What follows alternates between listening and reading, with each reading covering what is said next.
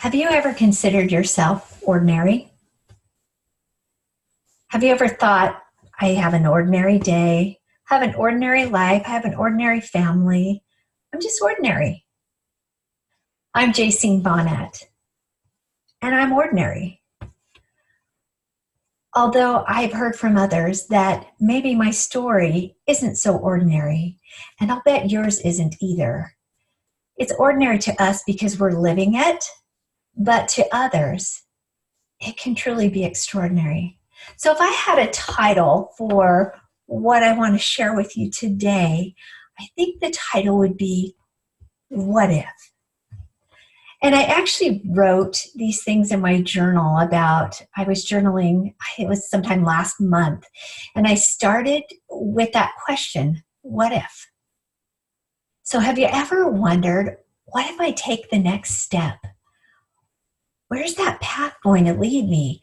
If I turn around, can I turn around if I get too scared? What will people think of me?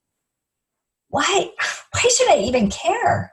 What if I'm not good enough? What if I'm not strong enough? What if? Enough! Sometimes I shout this in my head to get the doubts and the doubters to just stop. It's interesting to me to hear other professionals and doctors, nurses, lawyers, police officers, firefighters, caregivers, just to name a few professions that my friends are part of. Here's the deal. They all express similar concerns. Am I enough? I was recently in a doctor's office getting my results to a plethora of blood tests. And as I listened intently to the findings, waiting for the bottom line, because I am a bottom line kind of girl, all the rest of the stuff is kind of wah, wah, wah, wah, wah. The words he spoke seemed to actually compute in my brain in slow-mo. These are the early signs of dementia. And then I heard somewhere in the background of my mind, I'm not diagnosing you with dementia, but it's something that we're going to want to watch. So that last line that the doctor told me, it was really superfluous. I kept hearing early signs of dementia. So we're going to get back to that in just a little bit. What I did is I actually thanked him for his expertise and his knowledge and his willingness to look at all of the angles, and mostly for helping me feel heard and validated. So here's the deal. He must not get thanked very often, even though he's just an amazing doctor, because what he said next actually shocked me almost as much as his findings. And he looked me directly in the eye and then down at his hands, and he said, thank you.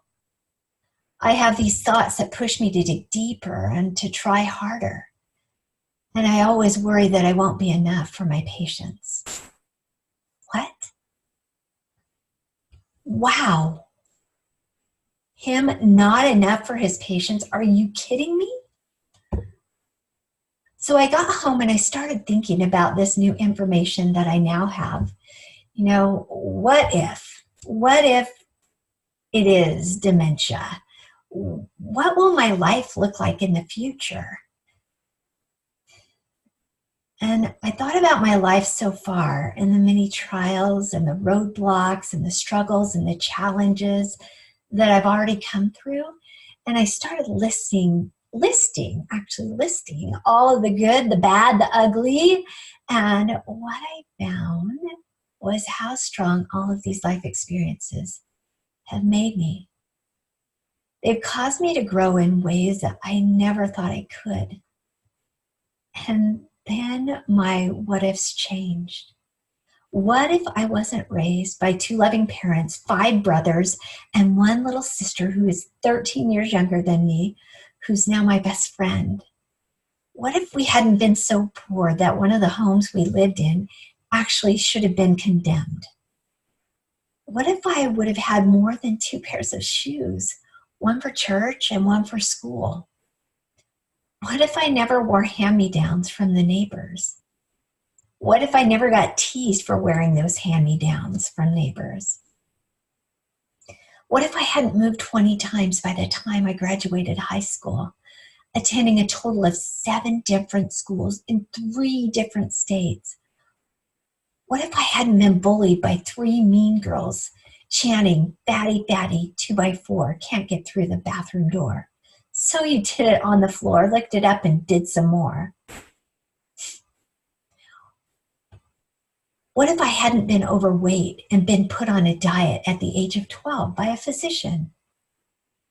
What if I didn't suffer in an abusive first marriage for 4 years, losing all that I owned except my most important part of my life, my 2 baby boys?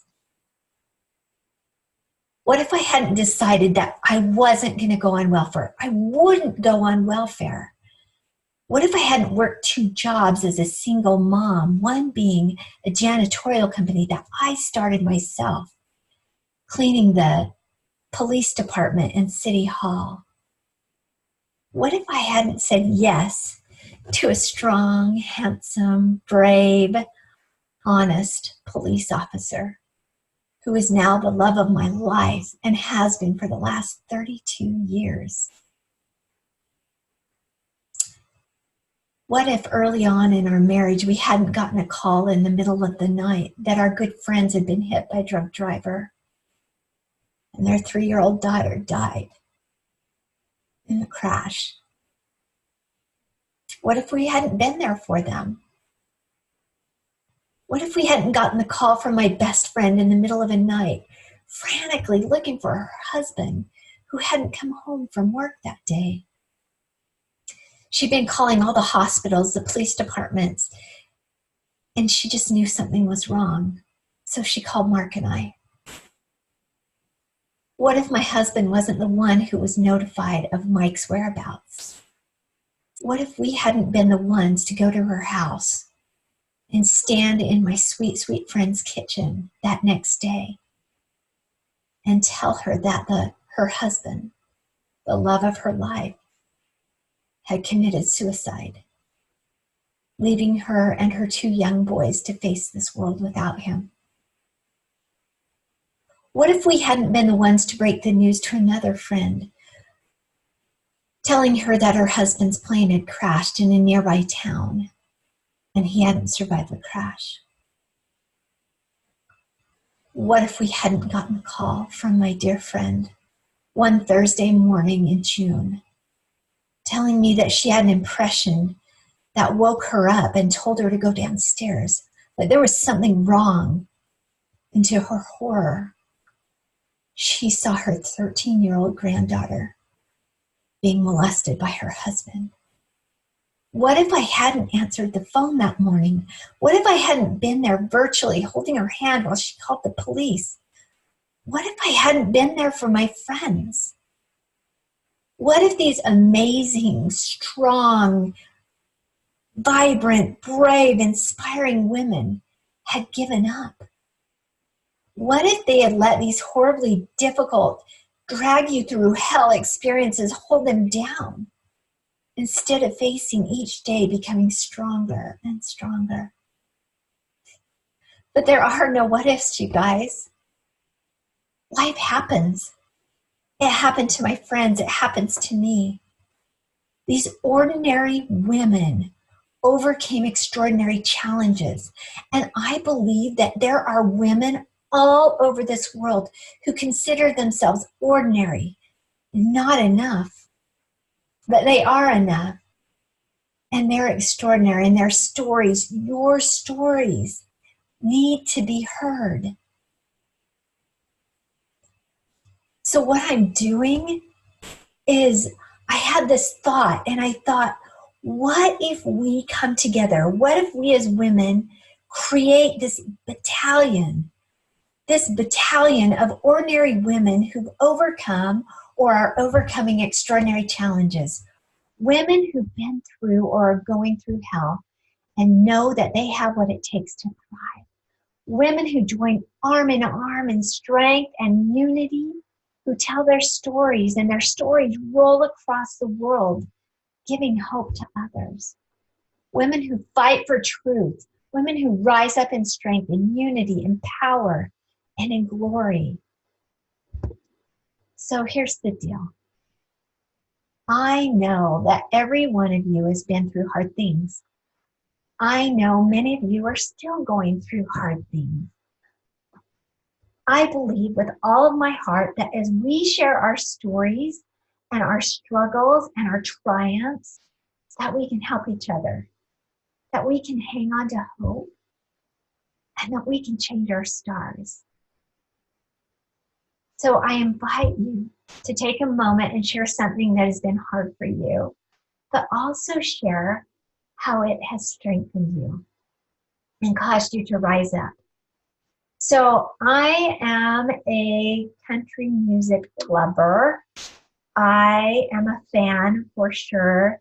I think mostly, I shouldn't just say country music. I love all music. I love music that has a message and that causes me to feel good and to do better or come through whatever challenge it is that I currently have. And there's a Dirk Bentley song, and I believe you can find it on YouTube, called Riser. And let me just read you the words to the chorus of that song. I'm a riser. I'm a get up off the ground. Don't run and hide her. Baby, I'm a fighter. When darkness comes to town, I'm a lighter. I'm a get out aliver of the fire survivor. I'm a riser. I'm a riser. I'm a riser. So again, I invite you to just take a moment and share something that's been hard for you, that has also share how it's caused you to be strengthened, how it's caused you to rise up. Thanks for listening today, you guys. I'm sending all my love to you, and let's do this together. Let's share our stories. I'm not super open and transparent, but it's time to be. It's time to share.